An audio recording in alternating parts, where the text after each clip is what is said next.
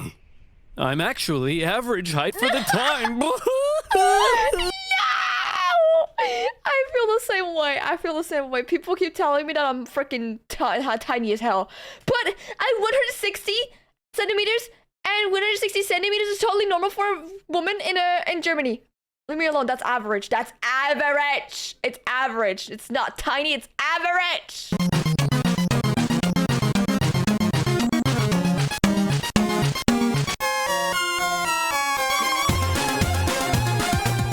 Hello, everybody! My name is Juvira, Arachne, and welcome to the web. I'm a spider Vtuber, hoping to cure your arachnophobia. If you have one, of course. If not, then, well, I hope you like spiders. And today, we shall be reacting to the Napoleonic Wars from OverSimplified yet again. I hope you guys are excited for this one. Last time we saw the French Revolution from this channel, and it went straight into the Napoleon stuff. So let's check out what happens next, shall we? If you want to watch the other video, it is on my channel. I will link it in the description. But yes, let's go in and see what happened in the after the war, I guess, right? All right, let's go in. This is Bonaparte. This is it. One last push, and we're done. Congratulations. It's a general. It's a general. And here comes the rest of the army now. Oh. Did you just say the rest of the army? Oh no. Oh no.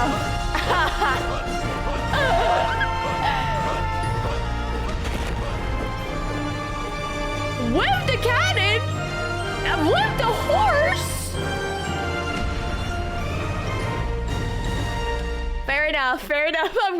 History is full of... I don't know if you guys were gonna see that. Well, I'm literally covering it, but like, I don't know if you guys want to see that. That was a sight to behold. So, maybe I'm good to be like censoring that. I'm not gonna lie. Great conquerors, many with very impressive origin stories. Okay. For example, Alexander the Great was the son of a king. Julius Caesar came from an aristocratic family that descended from a goddess. Great conquerors don't usually come from relatively insignificant families living on impoverished islands. But as it just so happens, that is where our story begins. Oh, hell yeah! In the early 18th century, the island of Corsica was a part of the Republic of Genoa, until one day Corsica said, hey, we're declaring independence, and it's probably not worth your time to try and stop us. So Genoa said, you're right, it isn't worth our time. Hey, France, you want to buy this island? And France said, sure thing. And thus, Corsica became France, just in time for Napoleon to be born French. Many Corsicans didn't appreciate their new conquerors, however, and from an early age, Napoleon developed some fairly anti-French sentiments. Napoleon's dad, however, quickly embraced his new French overlords, which created some tension between dad and son. Ooh, look at me. I'm Dad. I wear powdered wigs and silver-buckled shoes, and I'm a traitor to the Corsican people. Go to your room, Napoleon. No, you go to your room, Dad. Okay. On the other hand, Napoleon adored his mother, who was definitely the disciplinarian of the family. And even though she would punish Napoleon severely, he kind of respected that. But Napoleon's parents... Parenting mom. Oh, hell no! Dude. Okay, listen. I'm against violence against children, right? Right? Put a little clap on the butt. Ain't hurt nobody before, all right? Hey, okay, to be fair, I don't think I ever got a clap on the butt. Guys, did you ever get a clap on the butt? Let me know. Let me know in the comments below. Let me know if you ever got a clap on the butt. All right. Wanted the best for their family. And since they were a very minor nobility, they were able to have Napoleon sent off to the shining lights and rat-infested sewage puddles of the big city. Don't find your own Napoleon went to military school in France. Okay, Napoleon, why don't you introduce yourself to your new classmates? Well, I'm Napoleon, and I hate all of you. Your farts smell like cheese, you can't pronounce the letter R, all you do is go on strike, and you call eggs oofs like a bunch of big dumb idiot dingleberries. Oh! Okay. Thanks, Napoleon. I hope you like being bullied. And bullied, he was. They picked on him for his Corsican accent, his family's lack of wealth, and it probably didn't help that he also had a bit of a chip on his shoulder, but he could hold his own, and on an average day, might be found dishing out ratatouille sandwiches for breakfast. He spent much of his time alone, and he loved reading about the great conquerors of history. He learned about Julius Caesar, and he wondered if one day he too might have a pizza franchise named after him. He excelled at math and geography, and when he graduated at the age of 16, he was made second lieutenant in an artillery regiment. Now, second lieutenant might sound pretty sweet to a screw-up like you, but Napoleon had a little something called ambition. Stonks of it. And he wasn't content being just some junior officer. I swear, ambition is probably the best thing you can have as a person. Like, I have a lot of ambition in myself as well. Therefore, I, like, work really, really hard. Really, a lot, okay? Every single day, I try to get my videos out, do the stream, do everything like that. To get, like, somewhere, right? Ambition is very good if you have that, yes. Also, it is hilarious to me to see like a little Napoleon. Dude, he made that like little puppet thing so well. It looks so funny.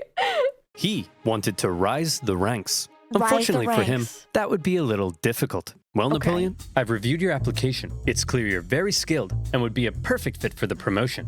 And Simeon, you're just about the biggest idiot I've ever seen. Your test results suggest you have the mental aptitude of a senile earthworm. Is it because and in the he's part of like the form French? where you list your experience, you seem to have drawn a picture of a gerbil giving birth to a shoe. But your dad is the Marquis de la Fayette, so you get the job. There it is. French society was just too closed off. Positions were handed out based on nobility, not talent, and the young Napoleon probably felt stuck.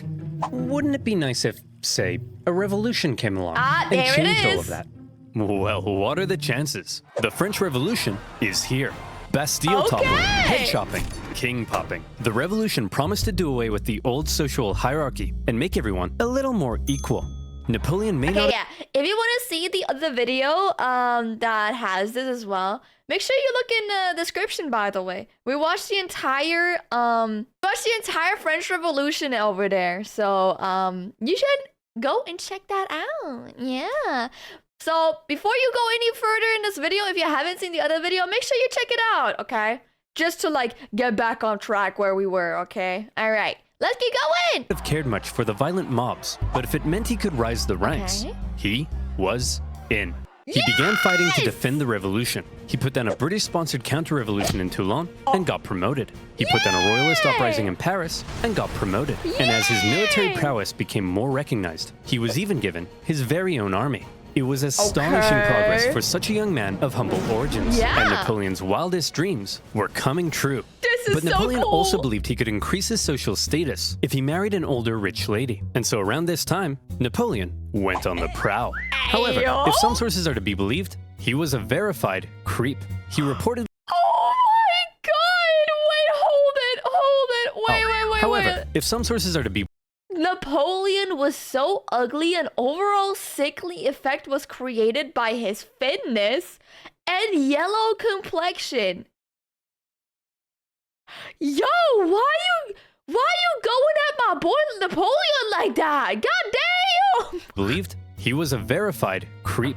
He reportedly had terrible luck with women, and most wanted nothing to do with him. Fortunately, he eventually met Josephine, an aging single mother who was deeply in debt and needed stability, so she agreed to marry him despite finding him intensely disgusting.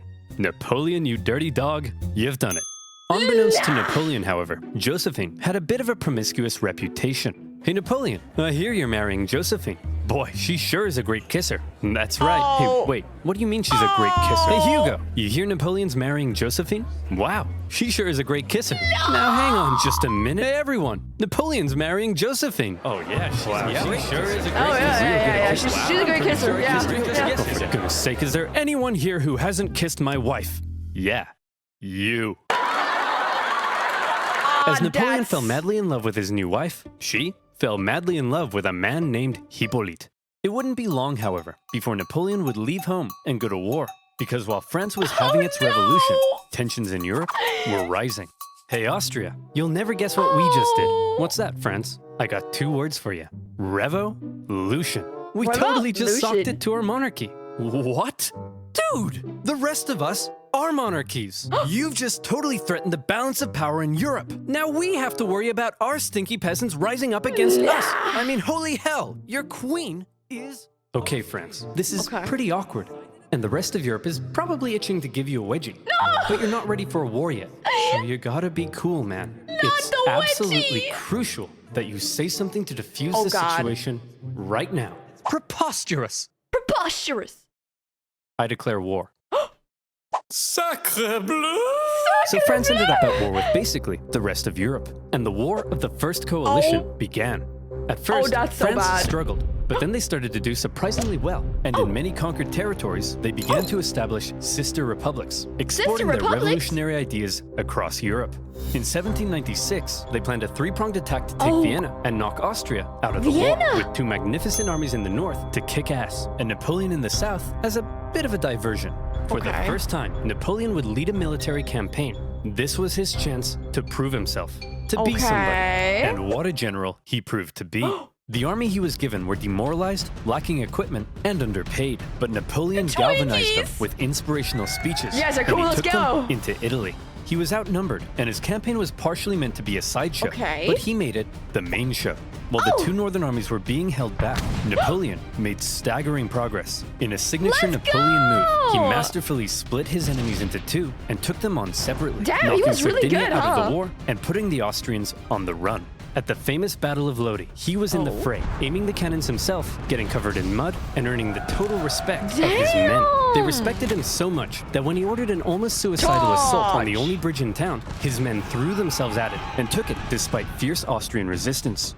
For Napoleon, it was all he needed to confirm that he was... Okay, wait, I foresaw what I might be. Already I felt the earth flee from beneath me, as if I were being carried into the sky. Damn. Okay. Yo! Dude, this guy, you guys have to realize that this guy is probably really, really young, right? Probably in what, is 19 or 20s or something like that.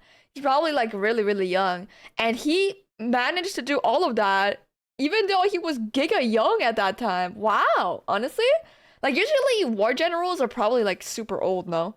That's what I imagine it to be, but honestly, I have no clue about war. Usually I'm not that into war, but I really enjoyed this one. This is very entertaining, actually. The greatest human who had ever existed. Damn! Wow, Napoleon, you're pretty great at this military stuff. Yeah. Just be careful your head doesn't get too big. Oh, no. What did you just say to me, you little prick? And as Napoleon swept through northern Italy, the Italians cheered his arrival. Yes, I'm here to liberate you from your cruel Austrian oppressors. I mean, yeah. And replaced them with French ones. Napoleon plundered as he went, sending riches back to France to help its economy, but also paying his men the first real money they'd seen in years. The Pope had been supporting the Austrians, so Napoleon briefly went to go give him a slap. And as he began to approach Vienna, the exhausted Austrians were forced to make peace, with Napoleon overseeing negotiations himself. He had just single-handedly knocked Austria out of the war.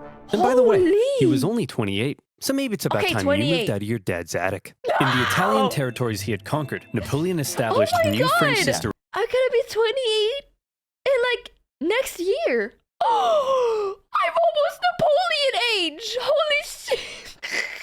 republics, even writing constitutions and organizing governments himself. Not something a general generally does. When he got back to France, he was hailed as a hero, and the extremely unpopular government were concerned he might get some power-hungry ideas. So they agreed he should go far away from France to Egypt, where he could maybe undermine British access to India.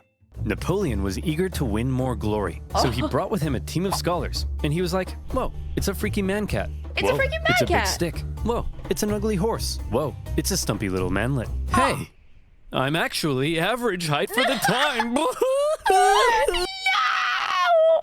I feel the same way. I feel the same way. People keep telling me that I'm freaking tiny as hell. But I'm 160 centimeters, and 160 centimeters is totally normal for a woman in Germany. Leave me alone. That's average. That's average. It's average. It's not tiny. It's average. But then British Admiral Nelson came down and wrecked his fleet, and an Anglo-Ottoman force defeated him at Acre. So Napoleon abandoned his men and went back to France. Oh! His campaign in Egypt hadn't gone quite as planned. But one thing you should know about Napoleon was that he was a skilled propagandist. He published his own newspapers that sometimes exaggerated his achievements, and even commissioned paintings that generally made him look cool. So when he returned to Paris... That's so hilarious! He made his own newspapers. honestly, yo, love yourself type shit. Love yourself. He was yet again hailed as a hero, and he began to get some power-hungry ideas. Oh boy. First, however, he had a bit of a problem to deal with. See, he had learned something shocking about his dear wife. Really, Josephine? This guy? I'm just as tall as him. I'm sorry. I swear, now that you're becoming famous, I'll never do it again. Make sure you don't. Oh, that's crazy. I'd never stoop so low as to cheat on you. Now, if you'll excuse me, I'll be in this room consulting my generals for the next 30 minutes. And by consulting, I mean boinking. By my generals, I mean this woman. And by 30 minutes, I mean 2 seconds. True Having dealt with his story. wife, Napoleon was then approached by a very influential politician who said he had an idea. He wanted to stage a coup against the deeply unpopular government and needed the extremely popular Napoleon's help. And Napoleon thought that was just the darn tootinest idea. The plan was to trap the government and convince them to voluntarily give up their power. And here's how they did it. Hey guys, oh my gosh, quick! There's a dangerous Jacobin plot to overthrow you, which we definitely aren't just making up. Better get inside this cage so we can protect you. Okay. Gentlemen, we got him. We got him. In this case, the cage was an isolated palace outside of Paris, with no one around but Napoleon and his army. With the government inside, Napoleon then entered, and a pretty chaotic event ensued, during which the government didn't seem entirely sure what was going on, Napoleon's men didn't seem entirely sure what was going on, and Napoleon himself didn't seem entirely sure what was going on. But thankfully, Napoleon's brother Lucien, president of the lower house, managed to regain control, and the remaining councilmen were intimidated into creating a new constitution.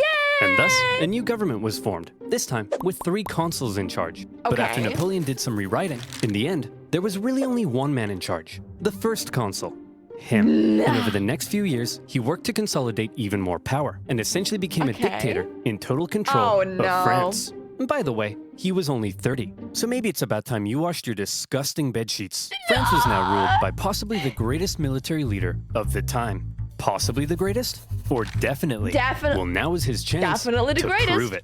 See, back when Napoleon was still in Egypt, being Indiana Jones. Back home, France was in France, being France. They had conquered even more territory, and they were like, hey Piedmont, you get revolutionary ideals. Hey Switzerland, you get revolutionary ideals. And Rome, you get revolutionary ideals. Everybody gets revolutionary. Oh, hey guys. Nice sledgehammers. And Naples. Very cool nail gun. You guys here to get some revolutionary ideas? It's over. As France was still spreading the revolution, and with Napoleon busy in Egypt, the European powers felt the time was right for round 2, and the war of the Second Coalition began. And this time, their big bad boy buddy Russia was here to bang some French boys back to Bordeaux. And bang them, they did. France got blasted. But then Russia pulled out after stalling in Switzerland, and now that Napoleon was in charge of the country, he was ready to start blasting right back. He took command of the Army of the Reserve, and he brought the fight to the Austrians. Now, there are many traits that made Napoleon a great military leader. I already mentioned one of them, how he was one of the boys and commanded the total loyalty of his men. But now we see a second reason, the element of surprise. In 1800, Napoleon moved to Geneva, and it looked like he was probably going to take on the Austrian forces in Germany. There's no way he'd be crazy enough to move his entire army south through the Alps as a surprise attack on the Austrians besieging Genoa. Napoleon's moving his entire army south through the Alps as a surprise attack on the Austrians besieging Genoa. Napoleon's crossing of the Alps is legendary, and you may have seen one of the most famous paintings of the general, popping a sick wheelie on his majestic stallion surrounded by dangerous mountain terrain. Of course, in real life, he made the crossing on a depressed mule, but that's not as cool. When he emerged in Italy, the Austrians expected him to come break their siege, but Napoleon went for their supply line near Milan, forcing the Austrians to meet Napoleon head-on at the famous Battle of Marengo. The Austrians initially clobbered the outnumbered French, and they were like, hooray, we won. But then a few hours later, Napoleon showed up again with an even bigger army, and he clobbered them right back. Holy cow, this tiny little fun-sized French guy is running rings around us. I'm average height for the time, you jerk! This tiny little French guy, I can't! Wait, how tall was Napoleon? I don't even know. How tall was he? Like what? Is he in his 160s as well? Maybe. I don't know. How tall was he? After General Moreau's victory at Hohenlinden, Vienna was exposed, and the Austrians again sued for peace.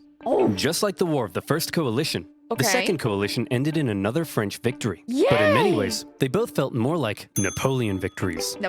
Only the UK remained at war with Napoleon, and they were using their powerful navy to blockade French ports and were even seizing the cargoes of neutral ships. Obviously, everyone else got pretty pissed off that the British were interfering with their trade. So in response, they formed a league. And they embargoed the UK right back. Oh, that's crazy. Neutral countries protecting their own interests? That's offensive. So Britain went to Copenhagen and blew a bunch of stuff up.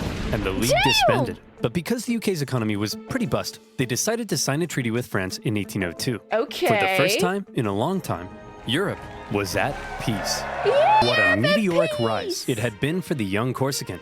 He had just taken charge of a nation that appeared to be losing a war and turned it all around, securing French gains in Europe. But there was now a big question. You see, throughout the chaotic French Revolution, French governments had struggled to keep the economy afloat. They often didn't have a whole lot of support, and they frequently came and went. Would Napoleon finally be the man who could stick around? Military victories were one thing, but could the general also govern? Spoiler alert. They can't. Yes. The economy's crumbling? Well, then why don't you have yourself a new national bank, currency reform, and improved taxation and welfare systems?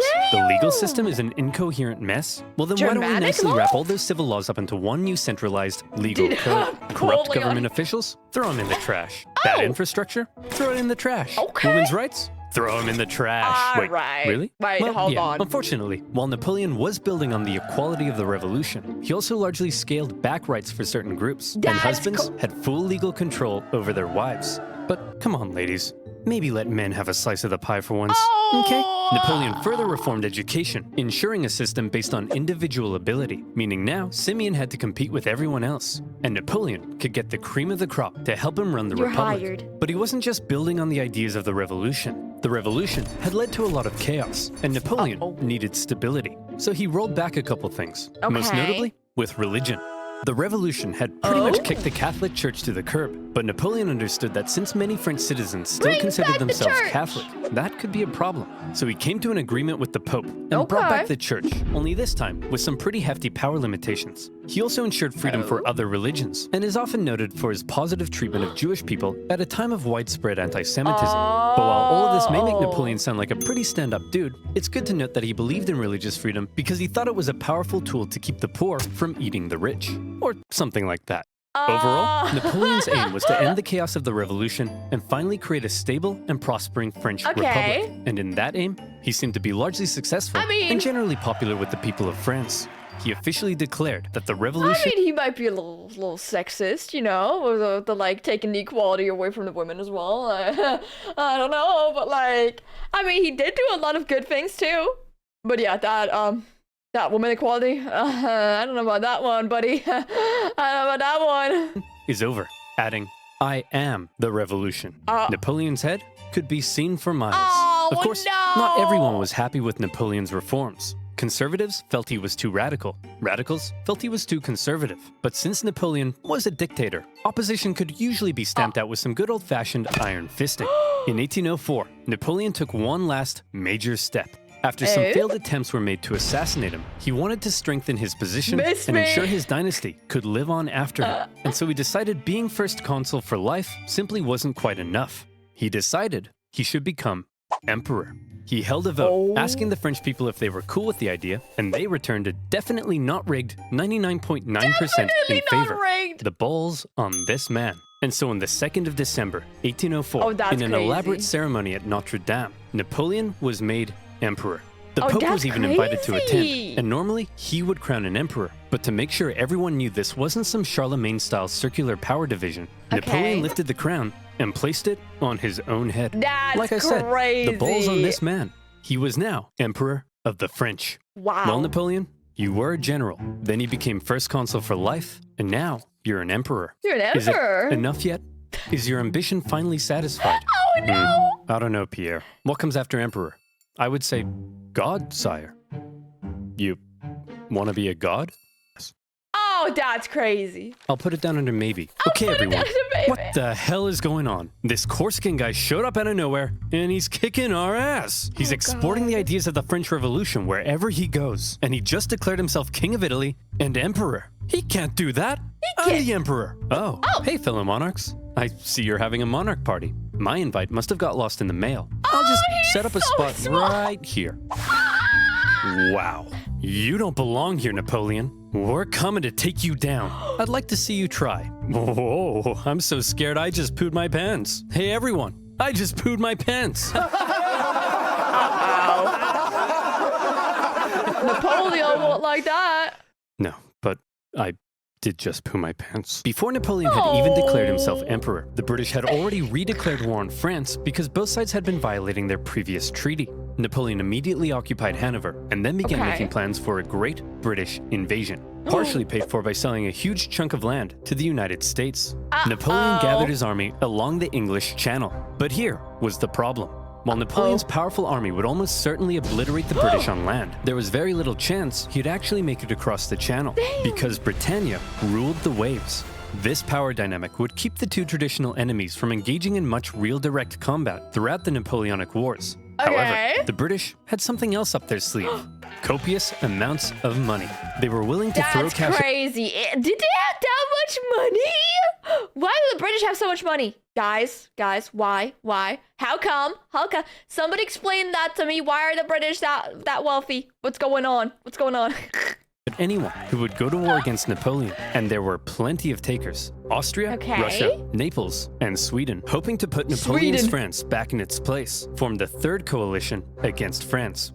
The coalition forces probably thought that this time they stood a chance. They weren't prepared for the total humiliation they were about to suffer. The War of the Third Coalition was Napoleon at his best. We've already learned two ways in which Napoleon was a great military commander, but here comes one of the biggest reasons. Speed. He had reorganized his army into corps, which were themselves basically small armies. Each had their own infantry, cavalry, and artillery, and as a result, was able to act more independently. They spread out through the countryside, and by living off the land, rather than relying on heavy supply trains, they were able to move extremely quickly. Napoleon would traverse massive distances, outmaneuver his enemies, isolate them, and then move in for the kill before they even knew what was going on. Lightning warfare leading to total destruction. Would you like to see him do it? Here we go. Part of the coalition's plan was for the Russians to meet up with the Austrians and take on Napoleon together. Combined, they could turn the tide against him, so Napoleon needed to stop them from ever meeting. But he's all the way over in Boulogne. No problem. In a matter of weeks, Napoleon marched 200,000 men in secret, encircling Austrian General Mack and capturing his entire army. A devastating blow. Napoleon later remarked, "I have destroyed the Austrian army." He took 50,000 soldiers! Oh. Wow. Holy moly, that's a lot of people, by the way. Oh my god. That is so much. I've destroyed the Austrian army by simply marching. Wow. This guy, holy moly, bro. He's got... He might be getting into his head. He might be getting too far into his head, you know? By simply marching. Wow. Next, he turned to face the approaching Russians. Okay, it looks like the French are coming for us. But check this out. I've got an amazing idea. When they approach, we run away. Sir?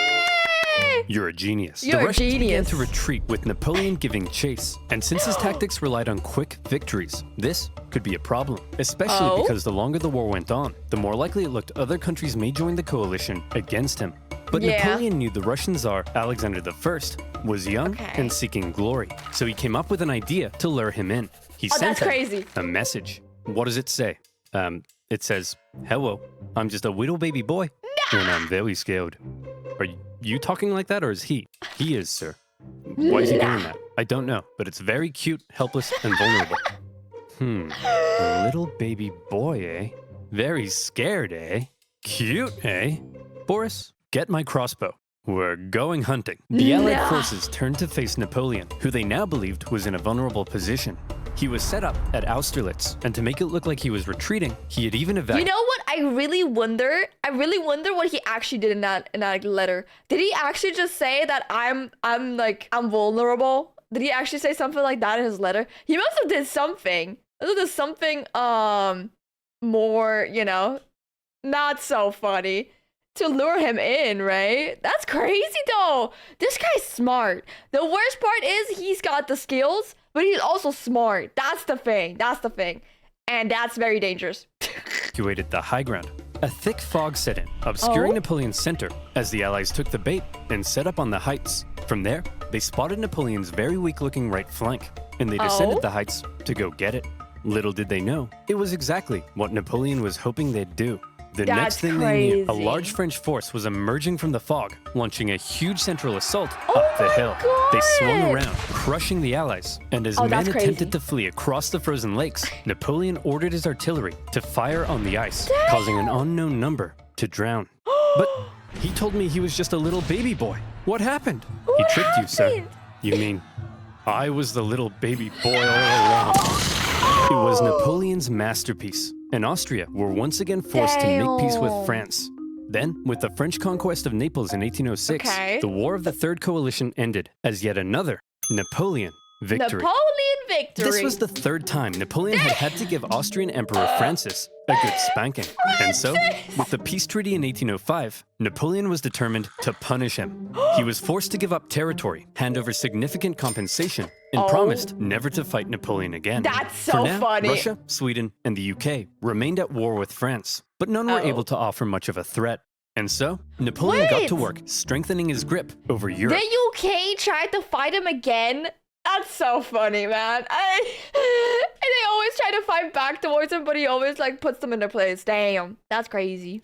He gave out rule of captured territories to his family and friends, and most notably, he established a new confederation in Germany with himself as its protector. Seeing his influence in Germany being wiped away, Emperor Francis acknowledged reality and officially dissolved the Holy Roman Empire, an entity that had existed for over 1,000 years. But it wasn't all good news for Napoleon. For one thing, Spain had earlier allied with France in 1804 because the British just couldn't help themselves from blowing up Spanish ships, and Napoleon hoped the combined French-Spanish fleet would eventually be able to invade England. Unfortunately, he received word that British Admiral Nelson had engaged his fleet at Trafalgar.